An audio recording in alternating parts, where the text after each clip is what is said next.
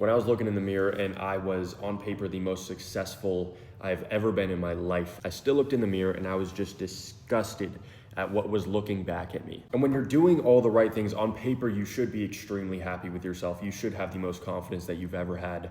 But every time you look at yourself, the one thing that you are supposed to be able to fully control is the one that's deteriorating the most, which makes your self-belief just go down in the garbage. And it's not the same for everybody, but during this time, it was mainly my skin.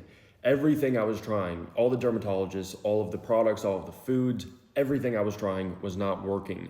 And so I did a deeper dive, and I noticed that this was affecting my productivity because every time I looked in the mirror, I would start to hate myself a little bit more, and that affected my confidence, my relationships, everything in my life. So after relying on all the so-called professionals to do their job and fix my skin, nothing worked. So of course I had to take it in my own hands, and over the course of around 6 months, 9 months to fully clear it, I finally figured it out. And during that time, I realized that the more I looked in the mirror and the more I felt disgusted, the worse my skin got, the worse my gut got, the worse my overall self-confidence got. And I remind you, during this time, on paper, I was the most successful I've ever been. And one of the crazy things that I realized while I was clearing my skin is a ton of it has to do with your nervous system. Because when your nervous system's all scrambled and you're constantly in a sympathetic state or fight or flight state, then your body is extremely against healing yourself because it's just trying to get through the next day. And that goes exactly with gut health. I know everybody on the internet says if you want to clear your skin, you have to heal your gut, but you can't heal your gut unless you heal your nervous system first. Because your nervous system is the central point for healing,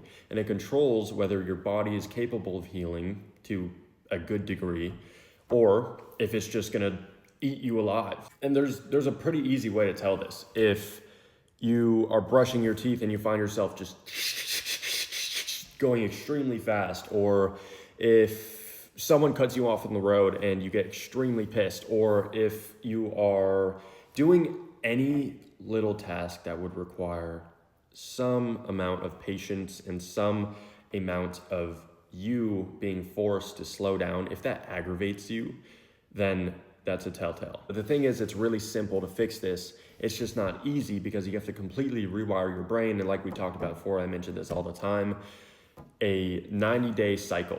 That's when you build a subconscious habit, 30 days for conscious, atomic habits. But almost the same applies to your nervous system. You ever see a animal on Nat Geo Wild, say a gazelle running away from a cheetah? I think those two are in the same habitat. Every single time that the cheetah is finished chasing the gazelle and the gazelle escapes, what do you see them do, right? You see them shake off. And humans have forgotten that we're still animals at the end of the day, and we need some type of outlet to expel all of the stress that we go through during the day, especially if you're overstimulated, if your job is on social media, or if you're just on social media at all.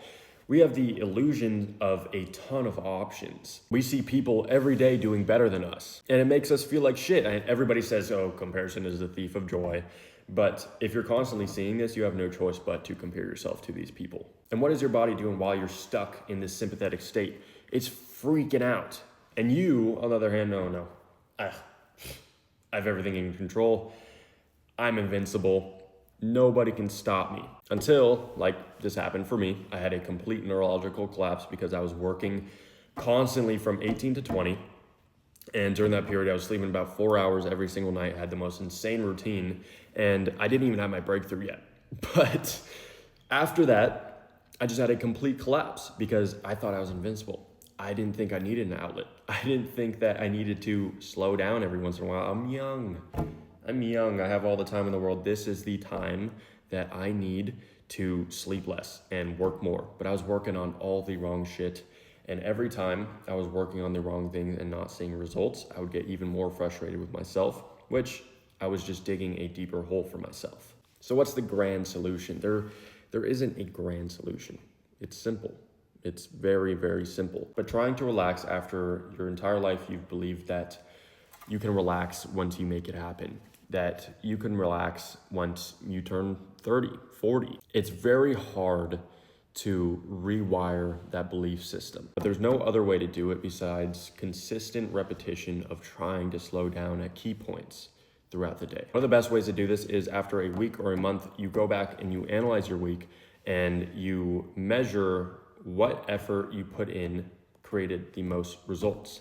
And you cut out all of the bullshit that isn't generating you measurable results. Then from there, you're gonna disconnect for 1 hour every single day. No phone, no nothing. I don't care what you have to do. No phone at all. Take a walk. That's it. Take a walk.